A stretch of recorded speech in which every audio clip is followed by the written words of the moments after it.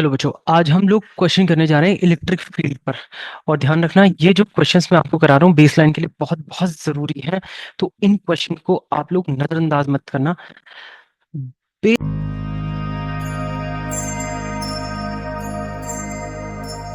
64 drops of radius जो कि इसका दिया हुआ आपको, each carrying a charge of 5 microcoulomb are combined to form a bigger drop.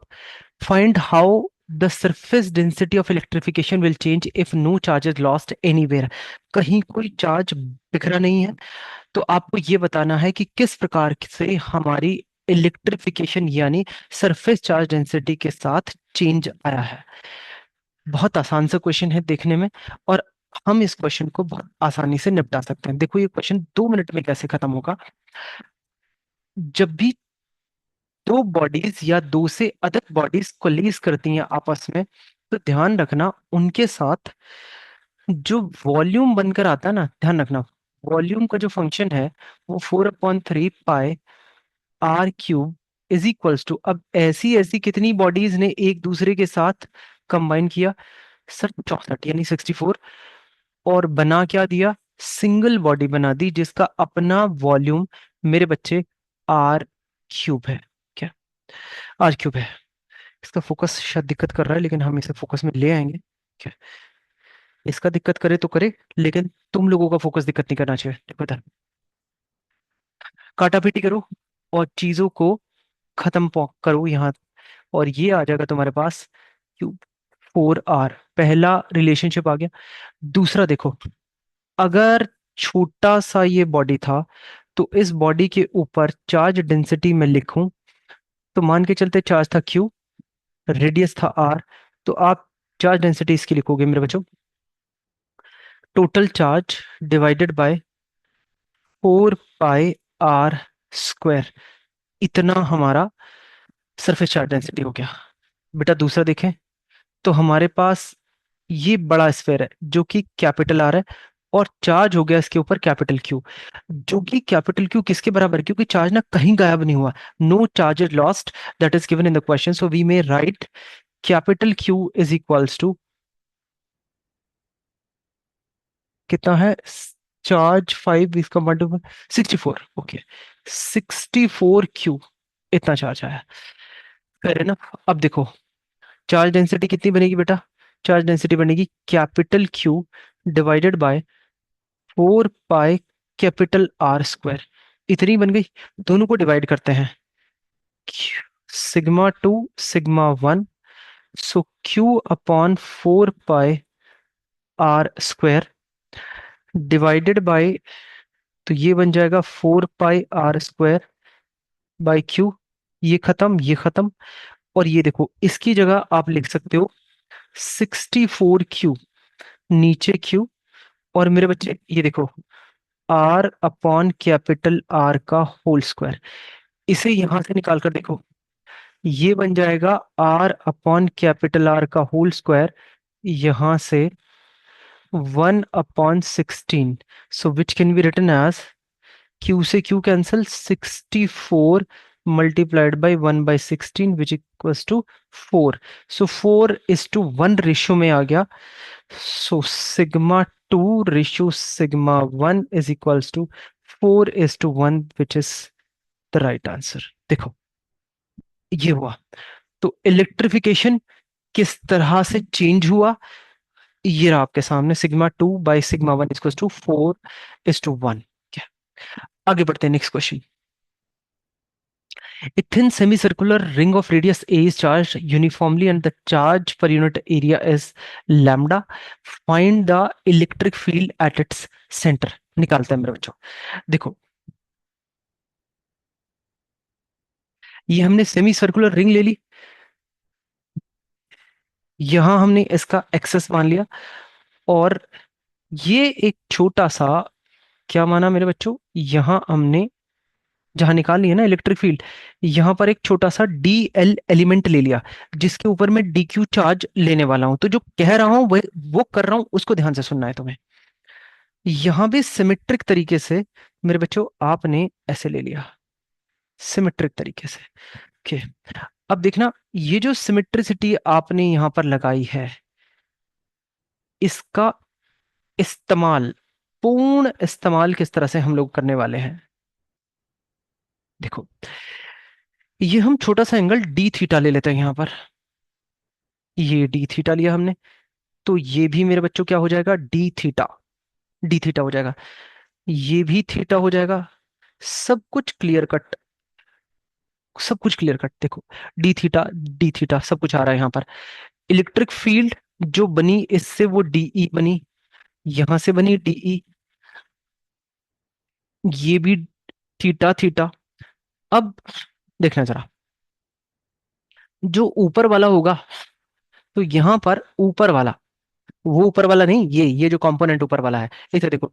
तो डीई साइन थीटा यहां करेगा कैंसिल, नीचे वाला डी साइन थीटा भी क्या करेगा, डी साइन थीटा करेगा कैंसिल एक दूसरे को, क्योंकि मैग्नीट्यूड में दोनों बराबर है। सिमेट्री से ऊपर भी उतना ही है, सिमेट्री से नीचे भी उतना ही है। ये जो लेंथ है ये है डी एल, और इसके ऊपर ये जो लेंथ है ये थी डी एल, और इसके ऊपर जो चार्ज है वो है डी क्यू। इतना, यहां पर ये डी एल है, तो मेरे बच्चे इसके ऊपर जो चार्ज है वो है डी क्यू। ये आर डिस्टेंस है, इसको आप आर डिस्टेंस देखें, दिस इज आर डिस्टेंस। तो डी थीटा और आर के बीच में भी रिश्ता क्या बनाया जा सकता है, देखो, d theta into r is equals to d l, जो हमारे काम आने वाला है। अब यहां हम जोड़ तोड़ इसकी वजह से हम कर लेंगे यहां पर। देखो, लेकिन जो ये कॉस कंपोनेंट यहां पर आया, इसको लिख देते हैं डीई कॉस थीटा, यहां पर भी लिख देते हैं d E cos theta. Quite perfect. तो जैसे मैंने प्रीवियस लेक्चर में आपको समझाया था, जब सिमेट्रिक चीजों को इस्तेमाल करते हैं तो फिजिक्स किस तरह से अपनी कलात्मक रचनात्मक स्थिति को तुम्हारे सामने रख देगी, खोल कर रख देगी, कि देखो यार ये होने वाला है। अब ये तो स्किल सेट है जो बच्चों को बेस लेवल पर सीखना आना चाहिए। यहाँ अगर तुम लोग अटक जाते हो ना, तो फिर आगे की जो कार्रवाई है ना, वो बहुत बहुत कमजोर पड़ जाती है यार। उसको नहीं करना है तुमने। देखो इधर, अब तुम लिखोगे कि जो टोटल फील्ड बनेगी, दरअसल वो जो टोटल फील्ड है वो इंटीग्रेट करके मिलेगी, किसको, वो इसको इंटीग्रेट करके मिलेगी, थीटा। लेकिन कहां से कहां तक इंटीग्रेशन भला करें, तो करें कहां से कहां तक, सर ये सेमी सर्कुलर है, तो एंगुलर पर्सपेक्टिव में it will go pi by to ऐसे ऊपर की तरफ, और माइनस पाई बाय टू नीचे की तरफ। यानी माइनस पाई बाय टू से पाई बाय टू की कवरेज में ये सारा का सारा चार्ज, चार्ज दिखा देते हैं, ये रहा चार्ज। ये चार्ज अपना क्या बना रहा है बच्चों, इलेक्ट्रिक फील्ड बना रहा है। कहां से, किस कवरेज में, ध्यान रखना, माइनस पाई बाय टू से पाई बाय टू की कवरेज में ये सारी की सारी इलेक्ट्रिक फील्ड बना रहा है। यहाँ बनाते हैं ऐसे, डी की वैल्यू कितनी रखें, के डी क्यू अपॉन बेटा r square cos theta. Integration coverage बना दो, माइनस पाई बाय टू से पाई बाय टू की कवरेज है।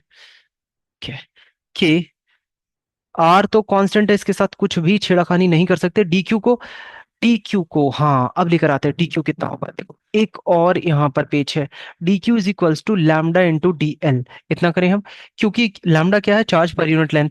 अब डी क्यू निकालना है कितनी लेंथ पर, डी एल पर, तो यूनिटरी मेथड लगा दिया हम लोगों ने अपना। हम्म देखते हैं, lambda D L into cos theta. अभी भी इंटीग्रेशन अलाउ नहीं कर रहा है आगे बढ़ने के लिए, क्यों, क्योंकि थीटा भी आपके पास वेरिएबल है, और लिमिट्स है थीटा में, लेकिन यहाँ पर डीएल है। इसको ठीक कर लेते हैं, डीएल को कितना रख दें हम लोग, देखो डीएल को ध्यान से देखो, हम लोग इस डीएल को चेंज कर सकते हैं। इसका रंग का चेंज नहीं हुआ भाई। इस डीएल को हम लोग कैसे चेंज कर सकते हैं मेरे बच्चों, डी थीटा इंटू आर करके, यहाँ लिख दें इसे, हाँ सर लिख दो, बेटा के आर स्क्वायर, देखो माइनस पाई बाय टू से pi by two, and here we have lambda को भी बाहर निकाल लेते हैं, लैम्डा बाहर निकल कर आ गया, डीएल की जगह मेरे बच्चे आर, और ये लिखा cos theta into D theta, ये देखो, और ये कांस्टेंट है आर, बाहर निकल के कूदी मार के बाहर आएगा, तो इसे आप यहां से कट कर दो, ये कट कर दिया आपने। देखो लास्ट में एक्सप्रेशन क्या बचेगा, देखते हैं, के लैम्डा अपॉन आर, बेटा -π/2 से π/2 कॉस थीटा, नीचे ले यहाँ लेकर चलते हैं, कॉस थीटा डी थीटा। अब ये बहुत कायदे से इंटीग्रेट होने के लिए तैयार बैठा हुआ है, देखो चेक करो। और ये इंटीग्रेशन कितना बनेगा, आप जानते हैं के लैम्डा आर बेटा साइन थीटा -π/2 से π/2, बेटा ये 2 बनेगा, और के का वैल्यू मैं रख देता हूँ यहाँ पर, के की वैल्यू जो है 1/4 पाई एप्सिलॉन नॉट, बेटा आर नीचे पड़ा हुआ है, और लैम्डा के साथ इंटीग्रेशन की वैल्यू 2, कट और कट, बेटा lambda upon 2 pi epsilon not R. इतनी इलेक्ट्रिक फील्ड टोटल बनेगी, और इसकी जो डायरेक्शन होगी वो डायरेक्शन होगी ये मेरे बच्चे, ये नेट इलेक्ट्रिक फील्ड बनेगी इधर की साइड डायरेक्शन, ये मैग्नीट्यूड होगा, ठीक है। देखो ये किसको रिजेंबल करती है, this electric field reminds me of the electric field made by a linear charge of infinite length, isn't it, same है। आगे चलते हैं, देखें भाई, calculate the voltage required to balance an oil drop carrying 10 electrons when located between the plates of a capacitor. पहले तो ये देखें कि ये कैपेसिटर क्या आफत है, इसको इसको आप चेक करें। देखो अब जिन बच्चों ने कैपेसिटर नहीं पढ़ा है वो ये बात ध्यान रखेंगे कि capacitor and specially parallel plate capacitor एक ऐसा अरेंजमेंट है जिसके बीच में जो इलेक्ट्रिक फील्ड होती है वो कांस्टेंट होती है, और जिसकी कुछ वैल्यू होती है जो कि मैं भी लिखने जा रहा हूँ, ठीक है, पहली बात। दूसरी बात, कैपेसिटर की प्लेट्स के अक्रॉस एक पोटेंशियल डिफरेंस हमें देखने को मिलता है।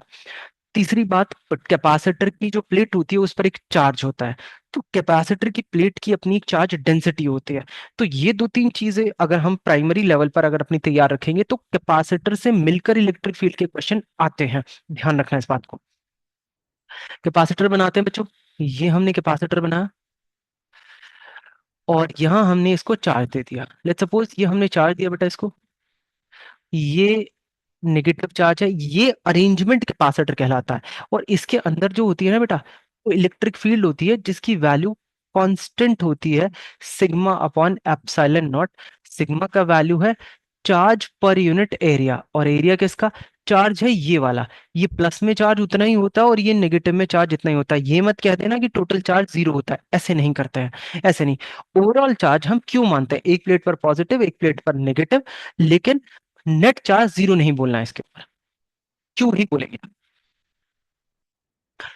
ओके, इतनी बात तय हो गई। अब आपने क्या किया, आपने कहा कि एक ड्रॉप है, ऑयल ड्रॉप है, जिसके ऊपर कितना है, आपने कहा कि सर कुछ चार्ज है जो कि निगेटिव है, और इस चार्ज की वैल्यू कितनी है, 10 गुना किसकी, the charge on to one electron, यानी 10 times of the charge of the electron, and we know the nature, कितनी है नेचर इसमें, नेगेटिव नेचर है, यानी नेगेटिव चार्ज है। तो नेगेटिव चार्ज में इलेक्ट्रिक फील्ड क्या करती है, कैसा इंफ्लुएंस डालती है, एक फोर्स डालती है, लेकिन किधर, इलेक्ट्रिक फील्ड की डायरेक्शन के ऑपोजिट में। तो ऑपोजिट में एक फोर्स लगना शुरू हो जाएगा इसके ऊपर, ऊपर की तरफ, लेकिन एक नीचे की तरफ क्या होगा, mg भी तो होगा। और इलेक्ट्रिक फोर्स और mg फोर्स अगर ये दोनों बराबर हो जाते हैं तो ही सस्पेंशन बनेगा, अदरवाइज सस्पेंशन नहीं बन सकता। तो आप क्या लिखोगे, इलेक्ट्रिक फोर्स का वैल्यू इज इक्वल्स टू, किसके बराबर आ जाएगा मेरे बच्चे, ये आ जाएगा mg के बराबर, mg के बराबर आ जाएगा।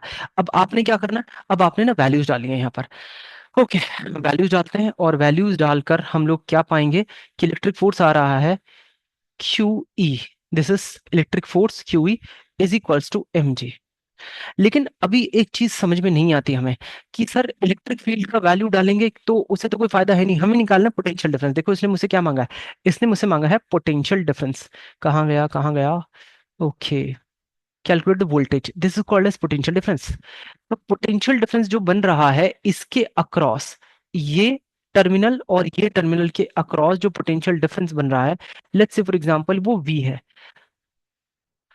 उसने मुझसे ये कहा है। सो प्लीज रिमेंबर, जो कैपेसिटर होता है ना मेरे बच्चों, तो जो कैपेसिटर होता है वो हमेशा से क्या देता है आपको, हमेशा से वो आपको एक पोटेंशियल डिफरेंस देता है, तभी वो चार्ज होता है, दरअसल तभी वो चार्ज होता है, जब पोटेंशियल डिफरेंस से उसको चार्ज किया जाता है ना तभी वो चार्ज होता है। और इलेक्ट्रिक फील्ड और पोटेंशियल के बीच में जो रिश्ता होता है उसको नोट कर लें आप, इलेक्ट्रिक फील्ड और पोटेंशियल के बीच में ये मैग्नीट्यूड का रिश्ता होता है, d इज द डिस्टेंस, बेटा ये d इज द डिस्टेंस। तो इलेक्ट्रिक फील्ड से रिलेटेड क्वेश्चन कैपेसिटर में मिक्स करके दिए जाते हैं, प्लीज रिमेंबर। आगे चलते हैं। अब आप क्या कर सकते हैं, Q बेटा V/D यहां पर रख दो, इज इक्वल्स टू mg। अब मेरा ख्याल है सारी चीजें आ गई हैं बेटा हमारे पास, mg/d/Q। Q की वैल्यू कितनी है सर, 10e है। तो वैल्यू जब आप सारी की सारी प्लेस करेंगे, m की वैल्यू है हाँ है, d की वैल्यू है हाँ है सर, 5 mm में कन्वर्ट कर लेना बेटा। g का वैल्यू ये दिया हुआ, सब चीजें तुम्हारे पास है। और इसकी जब मैं वैल्यू प्लेस करूंगा सारी की सारी, तो यहां मिलेगा मुझे 9.3 वोल्ट्स। ये मेरा लास्ट वैल्यू मिलेगा मुझे, 9.3 वोल्ट्स। ठीक है, देख सकते हैं आप लोग। चलो आगे चलते हैं बेटा। हम्म देखिए, अगर हम इसमें बात करें मेरे बच्चों, अगर हम इस क्वेश्चन में बात करें, तो ये हमसे कह रहा है a simple pendulum consists of the small sphere of mass m suspended by a thread of length L. A sphere carries a positive charge Q. The pendulum is placed in a uniform electric field. अब जब ये देखो uniform electric field में अगर ये पढ़ा है मेरे बच्चों, तो इसमें जो इलेक्ट्रिक फील्ड डायरेक्टेड है ना, इलेक्ट्रिक फील्ड डायरेक्टेड है वो वर्टिकली ऊपर की तरफ है। If the electrostatic force acting on the sphere is less than the gravitational force, then the period of pendulum is. ये आपसे मांगा जा रहा है कि यहां बताना है आपको। एक काम करते हैं, अभी के लिए इस क्वेश्चन को होल्ड कर देते हैं और इससे अगले क्वेश्चन पर चलते हैं, जो कि इसकी एक बेस लाइन फ्रेम करेगा, यानी फाउंडेशनल लाइन इस क्वेश्चन की वो अगला क्वेश्चन करने वाला है। और न सिर्फ इस क्वेश्चन की, आगे आने वाले कई क्वेश्चन की फाउंडेशन वो फ्रेम करने वाला है। पहले उस क्वेश्चन को देखते हैं। देखो बच्चों, ये सेम क्वेश्चन है, बस इसमें क्या हो रहा है, वर्टिकली डाउनवर्ड है और इफेक्ट ऑफ ग्रेविटेशनल फोर्स नहीं है। इतना चेंज है प्रीवियस वाले क्वेश्चन से। प्रीवियस वाले क्वेश्चन में ग्रेविटेशनल फोर्स का भी अपना वैल्यू था, इलेक्ट्रिक फील्ड ऊपर की तरफ थी, लेकिन इस वाले क्वेश्चन में ग्रेविटेशनल फोर्स नहीं है। उसके न लगने के बाद सिर्फ और सिर्फ क्या लगाया गया है, इलेक्ट्रिक फोर्स लगाया है, यानी उसकी जगह पर इलेक्ट्रिक फोर्स लगाया है। देखो क्या होता है, हम ना बना लेते हैं अपना पेंडुलम। ये देखो, ये हमने अपना पेंडुलम बनाया, और मेरे बच्चे mg की जगह आपने यहां पेंडुलम पर कौन सा फोर्स लगाया, rather than mg, because q charge है इसके ऊपर। तो यहां पर जो फोर्स लगेगा वो mg न लगकर mg की भूमिका में कौन आ गया, उसे ध्यान रखना, वो आ गया qe। Okay, fair enough. अब देखो इस क्वेश्चन को हम हम अलग अलग तरीके से कर लेते हैं। तो पहला तरीका जो मैं तुम्हें बताता हूं, पहला तरीका, उसको ध्यान से देखना। आपने इसे हल्का सा डिस्टर्ब करो। डिस्टर्ब का मतलब है इसे इस पोजीशन पर लेकर आओ, जिससे कि हमें ये पता लगे कि एसएचएम कर भी रहा है कि नहीं कर रहा है। पहले से प्रूव करते हैं कि एसएचएम कर रहा है कि नहीं करता है। जो थीटा होता है वो बहुत ज्यादा नहीं होता जब एसएचएम की बात चलती है, तो हमने इसे थीटा डिस्टर्ब किया। अब देखो मेरे बच्चे, अब ये स्टिल यहां पर इसके ऊपर कितना फोर्स लग रहा है, क्यूई फोर्स लग रहा है।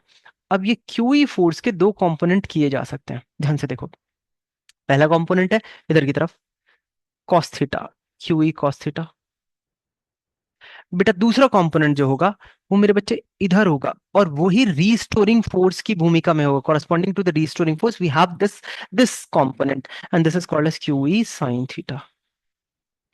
फेयर इनफ, बहुत सारी चीजें ठीक ठाक चल रही हैं यहाँ पर। ओके, अब देखो, ये रीस्टोरिंग फोर्स है, तो रीस्टोरिंग फोर्स इसे वापस अपनी पोजीशन पर, मीन पोजीशन की तरफ रीस्टोर करने की कोशिश करेगा, जिसकी वजह से आप ये इक्वेशन फ्रेम कर सकते हो। आपको आजादी मिल गई कि सर ये रीस्टोरिंग फोर्स है ना, तो net restoring force minus Q ई sine theta, sir net restoring force है। माइनस मैंने इसलिए लगा बिकॉज ये डिस्प्लेसमेंट के ऑपोजिट डायरेक्शन में लगा था, तो ये पीछे की तरफ लग रहा है, वापस लाओ इसे, इसलिए हमने माइनस साइन लगाया। अब यहां आप कह सकते हो कि सर कोई भी फोर्स जो नेट फोर्स लग रहा है, भले ही वो रिस्टोरिंग की शेप का हो, m/a ऐसा बन सकता है। हाँ बन सकता है बच्चों। अब थीटा क्योंकि लगभग लगभग शून्य के बराबर है, बहुत कम है, तो आप इसे कैसे लिख सकते हो, साइन थीटा को थीटा के बराबर लिख सकते हो। अब देखो जरा, ये कहलाया एंगुलर डिस्प्लेसमेंट।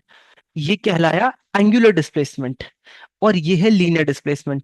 जबकि एसएचएम की कंडीशन ये कहती है कि जो आपका लीनियर डिस्प्लेसमेंट होता है वही लीनियर एक्सेलरेशन के डायरेक्टली प्रोपोर्शनल होना चाहिए विद नेगेटिव साइन।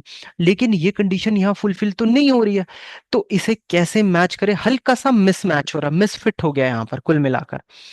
तो हम कर देंगे यार, इसे मिसफिट को फिट कर देंगे। देखो कैसे, आप जानते हो लीनियर एक्सेलरेशन है सर, ये एंगुलर वाला है।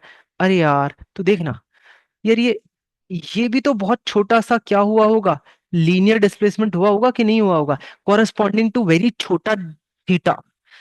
लिख दो x is equals to theta, छोटा सा थीटा इनटू लेंथ। बहुत बेहतर। तो आप लिख सकते हो theta is equals to X by L, X बटा एल आ गया। तो लिखें बेटा, अब देखो कितना आया, minus Q E upon M और एक्स अपॉन एल।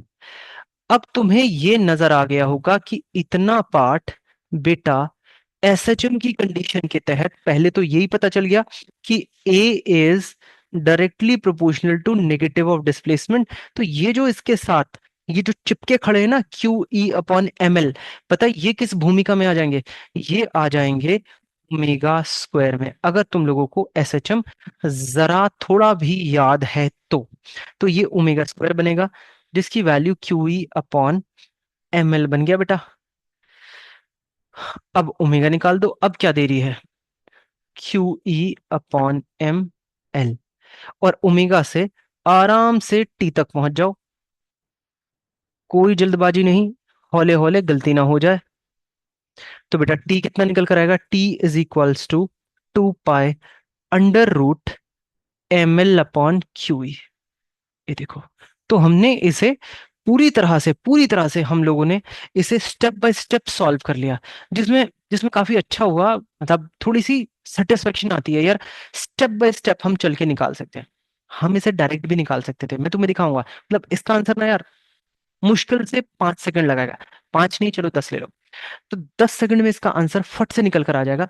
लेकिन अभी हम इसे एक और तरीके से कर सकते हैं और सेम आंसर तक पहुंचेंगे।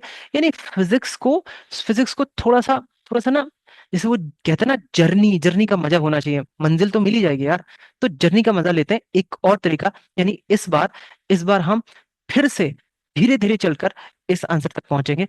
और तुम देखना, मतलब मुझे अच्छा लगता है ये वाला आंसर जो जो मैं निकालने वाला हूँ, तो ये मुझे अच्छा लगता है क्योंकि इसमें ना, इसमें हम इस बार हमने लीनियर एक्सेलरेशन को लीनियर डिस्प्लेसमेंट के बराबर रखा था। इस बार मैं कहूंगा कि मैं डिस्प्लेसमेंट एंगुलर रखना चाहता हूं और मैं इसे चेंज करना चाहता हूं, यानी कुल मिला के रोटेटरी मोशन का प्रभाव हम इसमें डालना चाहते हैं। किया जा सकता है, देखते हैं। रब करते हैं पहले। अब देखो सारी चीजें सेम रहनी है, बस इसमें हम लोग क्या करने वाले हैं, इसमें हम क्या करने वाले हैं देखना जरा। यार यहाँ पर ये ऐसे लग रहा है ना, ये फोर्स ऐसे लग रहा है, तो ध्यान रखो जब ये फोर्स ऐसे लगेगा तो इस फोर्स की वजह से यहाँ पर क्या लगेगा यार, ये परपेंडिकुलर है इसके, ये ऐसे लग रहा है, ठीक है। तो आप ध्यान रखना, ये टॉर्क लग रही है, यानी रीस्टोरिंग टॉर्क लग गई। अब रीस्टोरिंग टॉर्क है, ओके, जो कि किसके बराबर है, फोर्स इनटू परपेंडिकुलर डिस्टेंस। हम लोग कर सकते हैं, ओके। फोर्स कितना था, Q E sign theta, fair enough. और परपेंडिकुलर डिस्टेंस है एल मेरे बच्चों, और जो कि फोर्थ टॉर्क लिखी जा सकती है आई इंटू अल्फा के बराबर, ओके। देखिए, अब देखो साइन थीटा छोटा है, साइन थीटा बहुत छोटा होता है, तो आप ऐसे लिख सकते हो मेरे बच्चों, हाँ लिखा जा सकता है। तो यहां से अल्फा को देखो कितना आ गया, Q E upon I into L. और मेरे बच्चों देखो, ये आ गया theta, okay, fair enough, very good. और जो मोमेंट ऑफ इनर्शिया हो गया ना, देखो मोमेंट जो ऑफ इनर्शिया जो होगा वो होगा, ये यहाँ पर मास पार्टिकल है और ये किसके अबाउट मूव कर रहा है, यानी किसके अबाउट रोटेट कर रहा है, ये कर रहा है इस पार्टिकल के इस सेंटर के अबाउट, ये इसकी एक्सेस ऑफ रोटेशन है, इसके अबाउट ही कर रहा है। तो एक्सेस ऑफ रोटेशन जब मुझे पता चल गई तो मैं कर सकता हूं एम एम एल स्क्वायर, ये मैंने किया, इसे पुट कर देते हैं। तो alpha is equals to Q E L M L square और यहां पर थीटा। देखो इससे इसे कट कर देते हैं, तो अल्फा बना Q E upon M L और थीटा। देखो रिस्टोरिंग टॉर्क था तो मैंने रिस्टोरिंग में ये लिखा, और माइनस खुद लगाते रहो, कोई फर्क नहीं पड़ेगा वैसे, क्योंकि हम मैग्नीट्यूड में बात कर रहे थे, हमें ऑलरेडी पता था कि ये रिस्टोरिंग है यार, पीछे ला रहा है इसको, वी न्यू दैट। अब तुम्हें पता चला कि ये देखो एंगुलर एक्सेलरेशन है, ये क्या है, एंगुलर डिस्प्लेसमेंट। तो ये जनाब किस में बन गया, ये बन गया आपका ओमेगा स्क्वायर में, ये आ गया मेरे बच्चों ओमेगा स्क्वायर में। अब ओमेगा स्क्वायर में वही चीज आ गई, तो तुम जानते हो कि फिर तो कार्रवाई सेम चलेगी। देखो सेम कार्रवाई चलनी है, आगे बढ़ता रहेगा, और तुम यही आंसर पर पहुंच जाओगे। तो तुमने देखा यार, ये ना तरीके हैं, ये क्वेश्चन को जीने के तरीके हैं, लेकिन इस क्वेश्चन को हम 10 सेकंड में भी समाप्त कर सकते थे, यानी बिल्कुल एकदम से बटन दबाते ये क्वेश्चन वैनिश हो जाता। देखो कैसे, आप ना जब ऐसा क्वेश्चन आए ना, सिर्फ इतना देख लेना कि इफेक्टिव जी कितना है, इफेक्टिव जी कितना है, इतना मालूम कर लेना। फिर ये इफेक्टिव जी क्या होता है मैं बताता हूँ मेरे बच्चे। इफेक्टिव जी वो होता है जब आपको सिर्फ और सिर्फ दर्शन किसके हो रहे हो, आपको ग्रेविटेशनल फोर्स के दर्शन हो रहे हो नीचे की तरफ। अब देखो ग्रेविटेशनल फोर्स की जगह अगर चीजें बदल जाएं, कोई और फोर्स लग जाए, तो आप उसे कह सकते हो effective force corresponding to gravitational force. तो जो एक्सेलरेशन अब इससे निकल के आएगा, उसको आप बोलोगे इफेक्टिव जी, यानी जी डैश, उसका साइन लगा सकते हो। ओके, देखो कितना आ रहा है।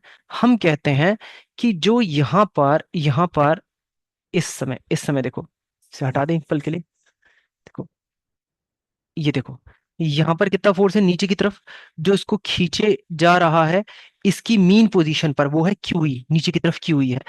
तो इफेक्टिव फोर्स इसकी मीन पोजीशन पर इतना है, इतना है। अच्छा, इफेक्टिव फोर्स यानी फोर्स इफेक्टिव, और उसका कंपैरिजन होता है हमेशा एमजी के साथ, एमजी के साथ। तो इफेक्टिव फोर्स आ गया क्यूई, लेकिन क्योंकि ये एमजी के बराबर नहीं है, लेकिन कॉरस्पॉन्डिंग टू कंपैरिजन इसी के साथ कर रहे हैं, तो इफेक्टिव फोर्स को हम क्या रखेंगे, सर लग तो एम पर रहा है, लेकिन वो इसके प्रभाव से नहीं है। जब इसके से नहीं है, तो इसका जैसा कोई और होगा, ऐसे हम बोल देते हैं कि इसके जैसा कोई और होगा, यानी जी डैश होगा। अब ठीक है, सर डाल के देखें, तो मेरे बच्चे G dash is equals to Q E upon M, E G dash आ गया। ठीक है, अब टाइम पीरियड ऑफ पेंडुलम क्या होता है, देखो पेंडुलम का टाइम पीरियड होता है T is equals to 2 pi under root L over G, इतना है। अब ये जी जो होता है ना, एक्चुअल में इफेक्टिव जी होता है, इसका नाम होता है इफेक्टिव जी। बस पुट कर दो तुम इसे, और देखो तुम्हारे पास टाइम पीरियड वही आया कि नहीं आया जो पहले आया था। देखो एल ऊपर चला जाएगा एम, और मेरे बच्चों क्यू ई, ये तुम्हारे पास M L upon Q E under root में 2 पाई बाहर आ जाएगा। बहुत जल्दी सॉल्व कर सकते हो, बहुत जल्दी सॉल्व कर सकते हो। अब इस तरीके की मदद से हम लोग पीछे वाला जो है, उस क्वेश्चन को अब हम सॉल्व करते हैं, जो कि हमने हॉल्ट पे डाला हुआ था। देखो अभी क्वेश्चन है, फटाफट कर सकते हो, फटाफट तुम लोग कर सकते हो। देखो कैसे, कि ई डायरेक्टेड वर्टिकली अपवर्ड्स, कहाँ है ऐसे करके, डायरेक्टेड वर्टिकली अपवर्ड्स, ऊपर की तरफ ई है, तो क्यू ई फोर्स लग जाएगा बेटा। नीचे की तरफ क्या है, नीचे की तरफ देखो, नीचे की तरफ तो एम जी है, तो नेट कितना हो गया, इक्विवेलेंट फोर्स बन के आ गया, F dash is equals to M G minus Q E. That's how it goes, M G minus Q E. अब हम लोग इसको किसके बराबर रख सकते हैं, एम जी डैश के बराबर रख सकते हैं, कर दो।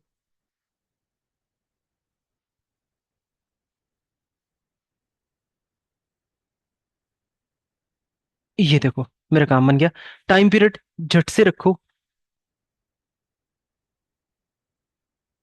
इसे पुट कर दो,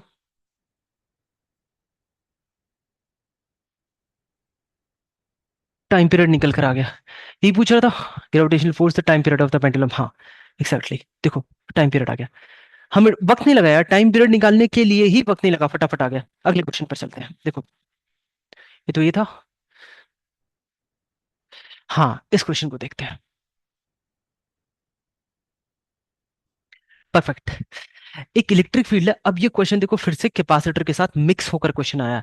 कैपेसिटर जैसे मैंने बताया था कि कैपेसिटर के साथ क्या होता है, ये हरकत होती है, यानी ऊपर चार्ज होगा, नीचे चार्ज होगा, सेम चार्ज है, और इलेक्ट्रिक फील्ड इसके अंदर कांस्टेंट लेवल की होगी।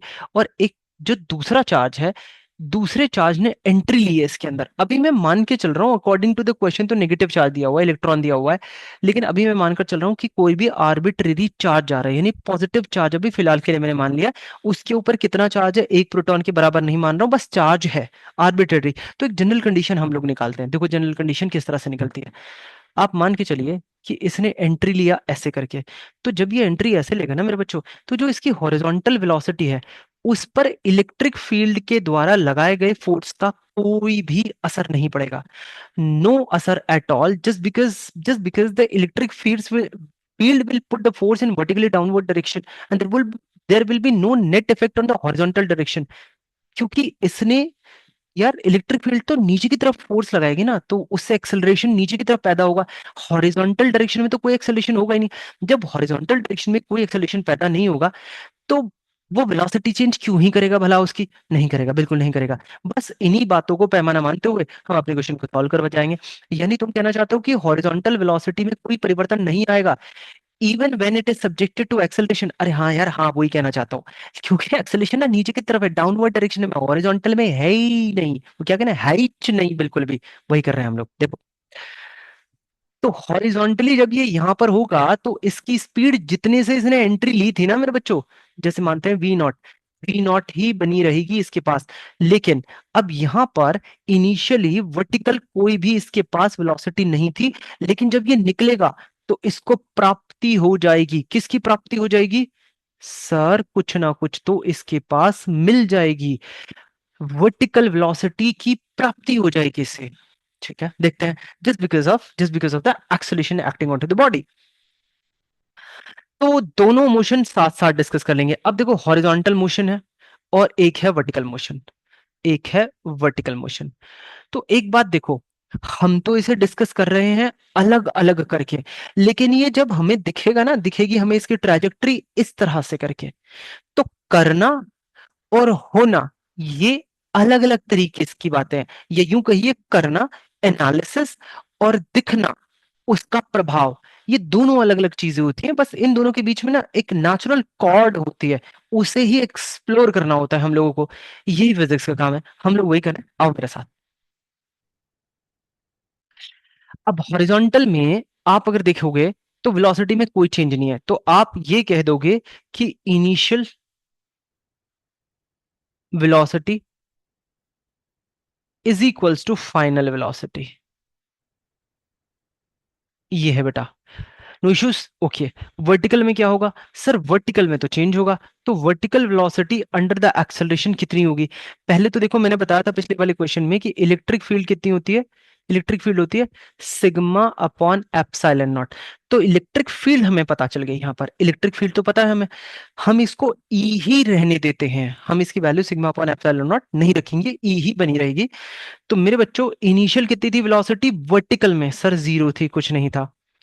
और एक्सेलरेशन कितना लग रहा था सर, ए लग रहा था। कैसे निकालें सर, एक्सेलरेशन होता है force upon M, vertical direction में अगर हम देखें, फोर्स कितना लग रहा है, क्यू ई अपॉन एम लग रहा है, ये रहा एक्सेलरेशन। बोलो, ये रहा एक्सेलरेशन, ओके। और एक्सेलरेशन इनटू टाइम, कितने टाइम तक चलता रहा, कितने टाइम तक चलता रहा, ये भी देखें जरा। सर टाइम निकालने के लिए अगर हम बात करें तो जैसे ये एल है हमारे पास, देखिए ये हमारे पास एल लेंथ है। एक बात बहुत इंपॉर्टेंट यहां पर निकल कर आ रही है, और वो क्या निकल कर आ रही है कि जितने टाइम तक ये हॉरिजॉन्टली चलता रहेगा, उतने टाइम तक ही वर्टिकल हैपनिंग होगा इसके साथ। जो भी हो रहा है, चाहे वर्टिकल डिस्प्लेसमेंट हो रहा है, चाहे वर्टिकल वेलोसिटी हो रहा है, वो सिर्फ और सिर्फ कब तक होगा, उतने ही टाइम तक होगा जितना प्रभाव इस पर हॉरिजॉन्टली पड़ेगा। अब ये हॉरिजॉन्टली तो तुम्हें पता है कि विदाउट एक्सेलरेशन से चल रहा है, यानी इसकी स्पीड है कांस्टेंट। डिस्टेंस इसे पार करनी है एल। अरे कितनी आसानी से तुम टाइम निकाल सकते हो। अच्छा सर ये है, तो देखो distance is equals to speed into time करके, तो आपने टाइम निकाल लिया। यानी डिस्टेंस अपॉन स्पीड करके, ये बेटा टाइम आ गया। डिस्टेंस कितना है? डिस्टेंस है एल। स्पीड कितनी है? स्पीड हमारी हॉरिजॉन्टल की बात चल रही है, उससे हम लोग को निकालना है, ध्यान रखना। स्पीड है हमारी वी नॉट, और ये आ गया बेटा टाइम।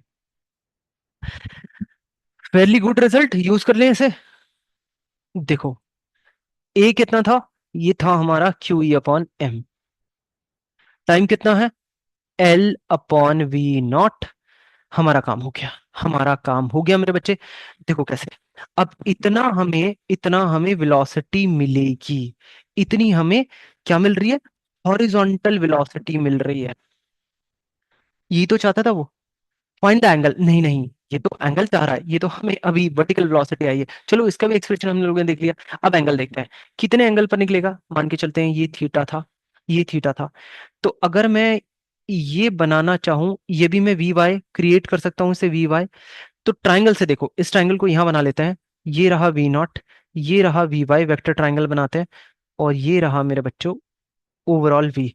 थीटा मानते हैं, तो tan theta is equals to V Y upon V not, जिसे तुम लिख सकते हो, देखो, V Y Q E L upon M V not का होल स्क्वायर। मेरे बच्चों ये देखो, ये आ गया तुम्हारे पास एंगल। इनवर्स करके इतना काम तुम करना, खुद लिख लेना। एक और इंपॉर्टेंट अगर रिजल्ट पर हम ध्यान दें तो जानते हो क्या है? अगर मैं वी वाई के साथ साथ वर्टिकल डायरेक्शन में आप वर्टिकल डिस्प्लेसमेंट भी निकालने की कोशिश करो, देखो क्या एक्सप्रेशन आएगा। काफी इंटरेस्टिंग एक्सप्रेशन तुम्हें मिलने वाला है। अगर ये वर्टिकल डिस्प्लेसमेंट होता तो उसमें कितना मिलता? UT plus half A T square, कुछ ऐसा मिलता मेरे बच्चों। अब देखो यहां पर यू तो जीरो हो जाता, हाफ ए का वैल्यू हम लोग जानते हैं, ए का वैल्यू है Q E upon M and T square. What about T? बेटा L square upon V not का whole square. And see the vertical displacement, यानी Y this vertical displacement is directly proportional to charge by mass ratio, isn't it? Charge by mass ratio. So this is an interesting result, very interesting result. इस पर सीधे सीधे कई बार objective question frame कर दिए जाते हैं। मैं नहीं चाहता कि आप इस रिजल्ट को भूल जाए, ठीक है। अब अगर बात इलेक्ट्रॉन की होती तो ट्रेजेक्ट्री कैसी चलती? अच्छा, ट्रेजेक्ट्री पर एक नजर डालें, तो ट्रेजेक्ट्री पर एक नजर डालेंगे तो कैसी होगी? पैराबोलिक, पैराबोलिक ट्रेजेक्ट्री है। अगर इलेक्ट्रॉन होता तो कैसे जाती? सर ऐसे चली जाती, सर ऐसे चली जाती। देखो ये कुछ ऐसा केस नहीं बन रहा कि जैसे एक बिल्डिंग से ऊपर से आपने एक स्टोन ऐसे फेंक दिया हो और फिर वो अंडर अंडर एक वर्टिकल एक्सेलरेशन के आ गया हो और वहां से चीजें चलेंगी। बोलो हाँ या ना? हम्म, आगे चलते हैं अगले क्वेश्चन पर। अब देखो ये क्या कहता है, four particles having a charge Q are placed on the four vertices of a regular pentagon. The distance of each corner from the center is a. Find the electric field at the center of the pentagon. देखते हैं। देखो ये ना, ये fairly good question है और ये ना कॉमन सेंस से खत्म हो जाएगा, इसमें पेन लगाने की जरूरत नहीं है। देखो कैसे, हम मान के चलते हैं कि ये हमने 5 चार्जेस रख दिए इंस्टेड कि उसने हमें क्या बोला, इंस्टेड ऑफ 4 चार्जेस हमने ना सब पर स्टेशन कर दिए। ये देखो, अब ये जीरो सम गेम है। अगर ये रेगुलर होता है ना, रेगुलर जब होता है, मैंने तुम लोगों को फोर्स में इस तरह के क्वेश्चंस कराए थे, जब ये रेगुलर पेंटागन होता है तो यहाँ पर जो इलेक्ट्रिक फील्ड बनेगी, या अगर कोई चार्ज भी रख देता तो उसके ऊपर जो ओवरऑल फोर्स होता ना, वो होता जीरो मेरे बच्चों। सिमिट्री से वो जीरो हो जाना था, सिमिट्री से जीरो हो जाना था, ठीक है। ओके, अगर ये regular pentagon, regular septagon, heptagon, ठीक है, अगर हेक्सागन, ये सारी चीजें होती, ये स्क्वायर होता, तो वो सिमेट्री से जीरो हो जाना था, तय बात थी। आप ट्रायंगल भी रखते तो भी सिमेट्री से जीरो हो जाता, इक्विलैटरल।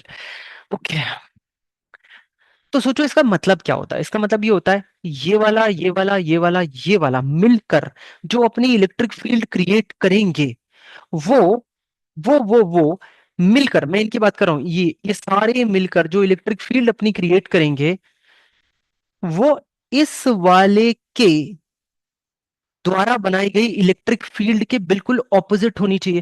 बिकॉज ये वाला कहां क्रिएट करेगा? अगर मैं तुम्हें बताऊं तो ये वाला कैसे क्रिएट करेगा मेरे बच्चे? ये वाला ऐसे क्रिएट करेगा इधर की तरफ, ये तो अपनी इसी इसी लाइन ऑफ एक्शन में क्रिएट करेगा ना, इसी लाइन ऑफ एक्शन में इस पॉइंट पर ऐसे क्रिएट करेगा। तो जब, और इसकी इसकी वैल्यू कितनी होगी मेरे बच्चे? इसकी वैल्यू होगी E इज इक्वल्स टू के क्यू अपॉन ए, ये ए दिया हुआ है। ए स्क्वायर, इतनी वैल्यू होगी और इस डायरेक्शन में होगी। मैं कहता हूं अगर ये चारों और रख दिए जाएं तो इलेक्ट्रिक फील्ड कितनी हो जाती है, ओवरऑल जीरो हो जाती है, ऐसे ऐसे खत्म हो जाती है, ओवरऑल जीरो हो जाती है। तो इसका मतलब ये है ये चारों मिलकर इतने ही मैग्नीट्यूड की इलेक्ट्रिक फील्ड बना रहे होंगे बट इन ऑपोजिट डायरेक्शन, तभी तो खत्म होती है मेरे लाल, तभी तो खत्म हो रही है।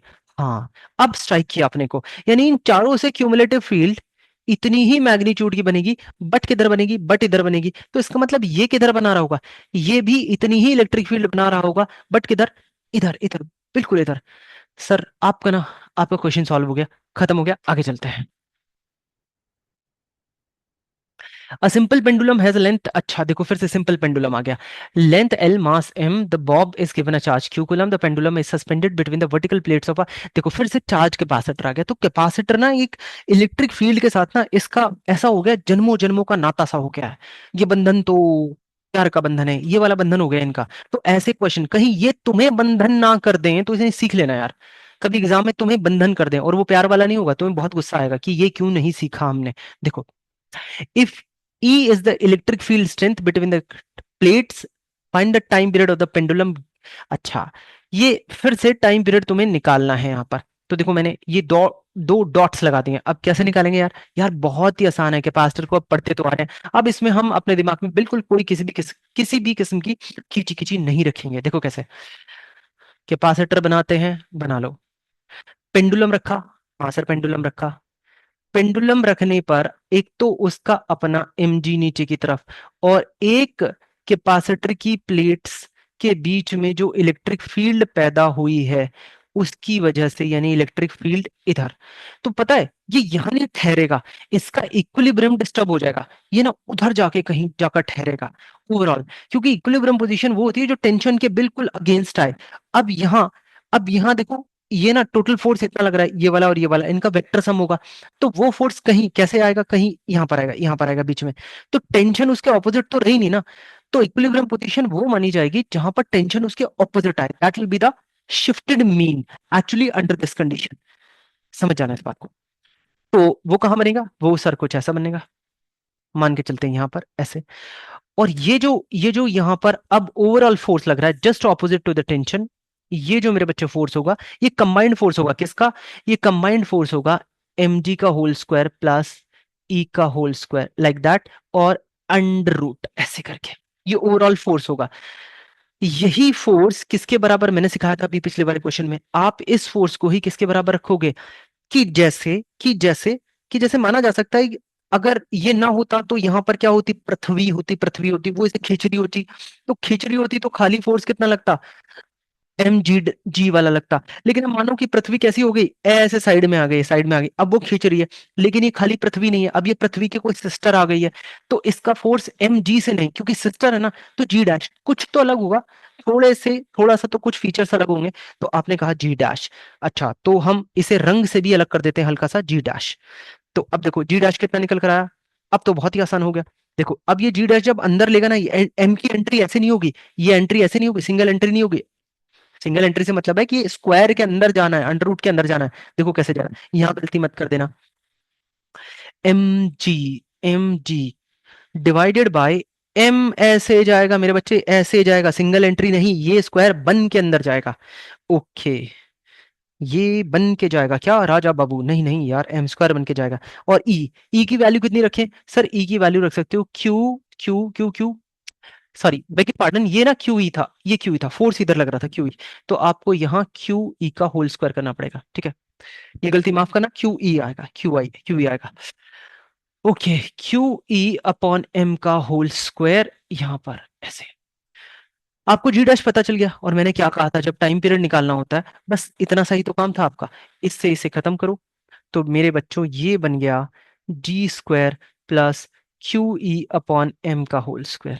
ठीक है, काम खत्म होता है तुम लोगों का। अब देखो क्या बचा, टाइम पीरियड निकालना है, कितना आया, 2 pi under root L over G dash, G dash को यहां पुट कर देना और तुम्हारा टाइम पीरियड खटाखट आ जाएगा। आगे चलते हैं। ओहो हो, क्या कह रहा है क्वेश्चन में, देखते हैं। A wooden block performs SHM on a frictionless surface with frequency V naught, the block carries a charge plus Q on its surface. If now a uniform electric field E is switched on as shown, the SHM of the block will be doing one of the following options. We have to take the right one. पहले पढ़ लो question को 10 second के लिए, बड़ी तसल्ली की इत्मीनान से क्वेश्चन को पढ़ लो, अच्छा खासा क्वेश्चन है।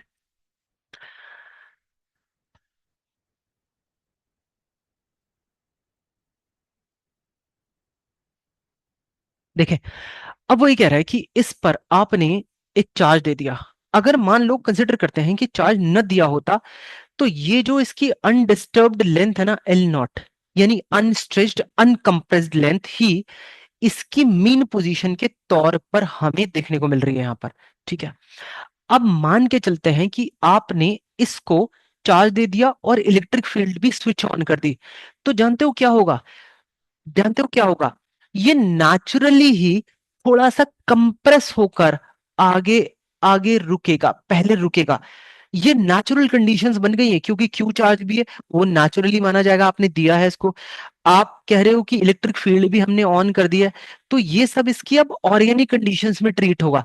अभी हमने इसको डिस्टर्ब नहीं किया, हमने तो कुछ हाथ भी नहीं लगाया अभी से, तो ये इसकी सब नेचुरल कंडीशंस है। तो हल्की सी जो स्प्रिंग है ना वो दब जाएगी, यानी मीन शिफ्ट हो गया, मीन शिफ्ट हो गया।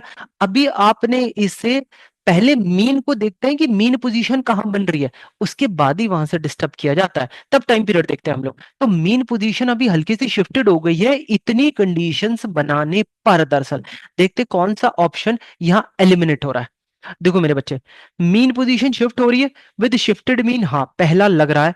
दूसरा देखें सेम मीन, बिल्कुल नहीं, बिल्कुल नहीं, हटाओ इसे, दफा करो। चौथा देखिए मीन पोजीशन सेम रही, नहीं बिल्कुल, इस सेम वर्ड को तो हटा दो, ये यहां पर सेम वर्ड हटा हटा दो, हमें नहीं चाहिए। अब क्या है, सी और मेरे बच्चे ए में हमें अंतर करना है। अब देखो मेरे बच्चे, जो हमारा टाइम पीरियड होता है वो टाइम पीरियड डायरेक्टली प्रोपोर्शनल होता है किसके? ये होता है इनर्शियल फैक्टर, इनर्शियल फैक्टर। और मेरे बच्चे यहां होता है स्प्रिंग फैक्टर। अब देखो, ना यहाँ इनर्शियल फैक्टर चेंज हो रहा है, एम मास बिल्कुल चेंज नहीं हो रहा, एम मास बिल्कुल चेंज नहीं हो रहा। अब जब एम मास चेंज नहीं हो रहा, इनर्शियल फैक्टर चेंज नहीं हो रहा, स्प्रिंग फैक्टर इलेक्ट्रिक फील्ड और चार्ज के आने से क्या ही चेंज होना है? नहीं, कोई चेंज नहीं आ रहा उसमें। तो स्प्रिंग फैक्टर में कतई भी कोई चेंज नहीं आ रहा, इनर्शियल फैक्टर में कोई चेंज नहीं आ रहा। इसका मतलब क्या है? इसका मतलब बहुत सिंपल सा है कि जो टाइम पीरियड है वो तो सेम रहना है, लेकिन सिर्फ और सिर्फ कहाँ अंतर होना था? सिर्फ और सिर्फ जो अंतर होना था वो होना था शिफ्ट में, मेन पोजीशन शिफ्ट हो गई है उसकी। बाकी आंसर आपके सामने है। मेरे बच्चों, ए ऑप्शन बिल्कुल राइट है। बात खत्म करेंगे यहां पर, अगला क्वेश्चन देखते हैं। अब देखो ये क्वेश्चन क्या कहता है तुम्हें, ये क्वेश्चन कहता है particle of mass M, charge इतने, इनिशियली एट रेस्ट, टाइम दे रखा है तुम्हें, the particle comes under the influence of electric field. अब जो इलेक्ट्रिक फील्ड का इन्फ्लुएंस है ना, वो ना नॉन यूनिफॉर्म है, मैग्नीट्यूड में, डायरेक्शन में यूनिफॉर्मिटी उसने बढ़ती हुई है। आई क्या पे देखो, ई नॉट का वैल्यू, ओमेगा का value, consider the effect of only the electrical force, बाकी कोई इफेक्ट नहीं लग रहा है इसके ऊपर। The maximum speed attend by the particle at subsequent time, यानी हमें खुद पता लगाना है कि मैक्सिमम स्पीड कितनी होगी। देखो यहाँ पर दो तीन बातें छिपी हुई इस क्वेश्चन में है। पहले तो इलेक्ट्रिक फील्ड का फंक्शन देखो, साइनसोइडल फंक्शन है। इलेक्ट्रिक फील्ड का अगर फंक्शन ऐसा है विद रिस्पेक्ट टू टाइम, तो जानते हो क्योंकि डायरेक्शन चेंज नहीं हो रही इसकी, तो फोर्स भी चेंज नहीं होगा। फोर्स आई मीन मैग्नीट्यूड में चेंज होगा, डायरेक्शन सेम रहेगी। अगर फोर्स और एक्सेलरेशन दोनों एक ही थाली के चट्टे बट्टे हैं, तो तुम्हें पता चल जाएगा कि ये एक ही घर कुटुंब में पैदा हुए हैं ये। तो तुम क्या करोगे? तुम बोलोगे इलेक्ट्रिक फील्ड और फोर्स, ये, और देखो इनका कुटुंब खानदान एक जैसा है। सर हाँ, ये बिल्कुल ठीक लग रहा है, ये बिल्कुल ठीक लग रहा है। तो आप क्या करोगे?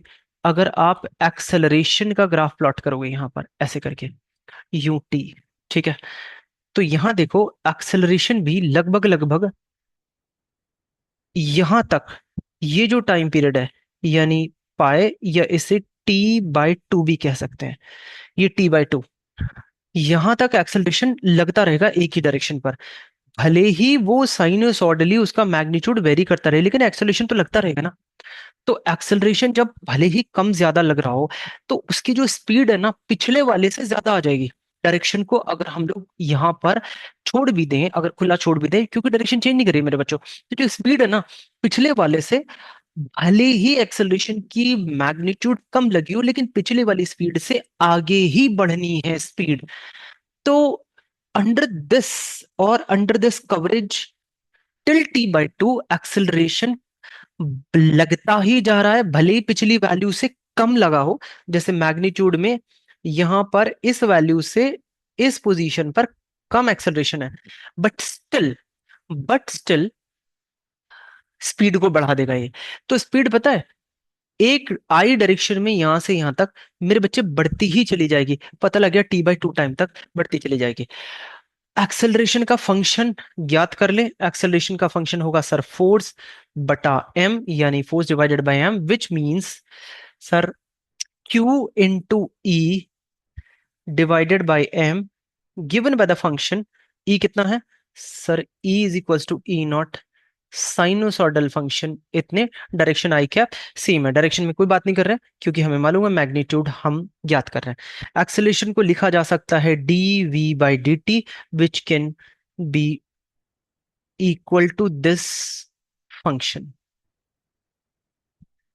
और मेरे बच्चों अब तुम्हारे पास सिर्फ और सिर्फ इंटीग्रेशन रह गया, 0 से v मैक्स, और वो किस कॉरस्पॉन्डिंग टाइम में जाएगा आपने देख लिया सर, वो जाएगा 0 से t/2 में। ये देखो अगर मैं इसे पूर्ण तरह खोल दूं, यानी ये मुझे मिलेगा और यहां मुझे मिलेगा ऑन m ओमेगा, और ये मिलेगा मेरे बच्चों माइनस कॉस ओमेगा टी। इसे अगर 0 से t/, हम लोग खोलें, देख तो यहां पर आओ, तो हम लोग v मैक्स मालूम कर सकते हैं, Q E, this is E not divided by omega M. और यहां से देखो माइनस को बाहर लेते हुए मेरे बच्चों अपर लिमिट यानी 0, और माइनस लोअर लिमिट यानी 1, t/2, सॉरी कॉस t/2, अरे ये क्या कर दिया, ऐसे लिखते हैं, देखो इधर कॉस ओमेगा को रखेंगे 2π/T, और मेरे बच्चों यहां रख देंगे हम लोग t/2, ठीक है। माइनस रखते हैं, माइनस खुद ब खुद लगाएंगे, और मेरे बच्चों इसे कर देंगे कॉस 0, ठीक है। ये देखो Q E not upon omega M, बहुत ध्यान से देखना, टी से टी का खत्म हो गया, ये से ये खत्म हो गया, यानी कॉस पाई -1, -1, और यहाँ -1 यानी -2, और एक माइनस ये वाला एडजस्ट कर दो इसे, ये वाला माइनस एडजस्ट कर दो तो 2 आ गया बेटा, क्यू ई नॉट यानी twice omega M. Value put करें, देखिए वैल्यू पुट करके कितना आ रहा है, मास का वैल्यू है 10⁻³ ओमेगा का वैल्यू है 10⁻3, दोनों कट जाएंगे खत्म हो जाएंगे, और ऊपर 2, क्यू का वैल्यू 1, ई नॉट का वैल्यू 1, ई नॉट का वैल्यू 1, आंसर इज 2 मीटर पर second. This is your right answer, ठीक है। तो आपको बात समझ में आती है, चीजें दरअसल कुछ ऐसी चलने वाली हैं। अगर आप इस तरह से इलेक्ट्रिक फील्ड को समझते हो तो मेरा नहीं ख्याल कि कहीं कोई कमी पेशी आपकी बेस लेवल पर रह जाएगी। फिर मैंने कहा आगे की कार्रवाई तो फॉरवर्ड पोस्टिंग जो है बाद में कर लेंगे, पहले इतना अपडेट अपने आप को कर लो, ठीक है। चलो मिलते हैं नेक्स्ट वीडियो में, थैंक यू वेरी मच।